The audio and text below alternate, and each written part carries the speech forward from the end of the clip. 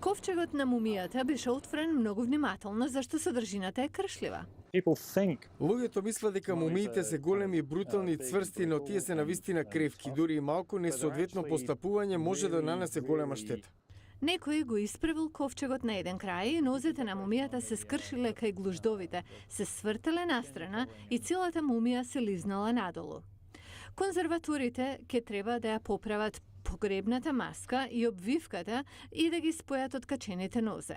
Ке треба и да ја зацврстат мумијата и ковчегот да може да издржи патување до Лос Анџелес за изложба следната година. Тоа било 14 годишно момче, ние знаеме од ковчегот дека името му било Минирдис.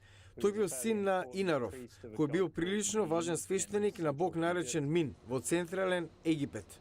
Не е јасно зошто Минирдис умрел толку млад, но отварањето на ковчегот на научниците им дава шанса да се запознаат со животниот стил од доцниот период на античката египетска историја.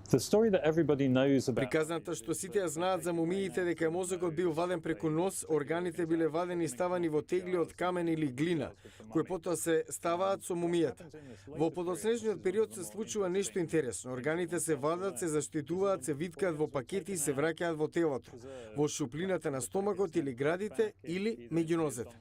Во нормални околности, научниците употребуваат скенери со магнетна резонанца да видат што има во египетските ковчези, но некои работи не се покажуваат на скенерот. Кога го отворивме ковчегот, видовме дека мумијата е обколена со жолтеникава боја. Изгледаше дека е намерно и сакавме да знаеме што е. Кога извадивме мумијата, видовме дека тоа е слика на божицата Нут. Нут била божица на небото. Таа требало да го однесе умрениот во живот после смртта. Научниците велат дека ова откритие било големо изненадување. Филд музеот од Чикаго ја добил мумијата во 1920-та од Историското општество на Чикаго. На изложба во Лос Анџелес ќе биде прикажана во септември.